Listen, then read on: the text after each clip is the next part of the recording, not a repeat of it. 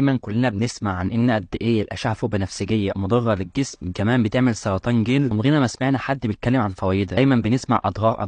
انا اعرفك يحصل ايه في جسمك لو اتعرضت للاشعه فوق بنفسجيه. لما جسمك يبدا يتعرض لاشعه الشمس، تبدا الاشعه فوق بنفسجيه انها تخبط في الكوليسترول اللي موجود في خلايا الجلد عندك. ينتج عن العمليه دي طاقه، والطاقه دي مهمه جدا لبدء تصنيع فيتامين دي. فيتامين دي بعد كده بيروح لخلايا المعده، ده بيساعد على امتصاص الكالسيوم والفوسفور المهمين جدا لصحه العظام وكمان الجهاز المناعي. كمان الاشعه فوق بنفسجيه لها تاثيرات مطهره ومضاده للالتهابات، دي ممكن تساعد في علاج حب الشباب وتحسين صحه الجلد. كمان بتعزز انتاج الكولاجين في البشر، وده بروتين بيساعد على الحفاظ على مرونه وشباب الجلد، بالتالي بيقلل من ظهور التجاعيد. اما الاشعه فوق بنفسجيه طلع حلوه ومفيده، ايه امال ايه موضوع انها بتجيب سرطان جلد؟ سيبني اقول لك ان الموضوع ده حقيقي وبيحصل بجد، بس ده في حاله انك لو تعرضت للاشعه فوق بنفسجيه لفتره طويله. المعدل الامن للتعرض لها 15 دقيقه كل يوم. بس كده انا بقدم محتوى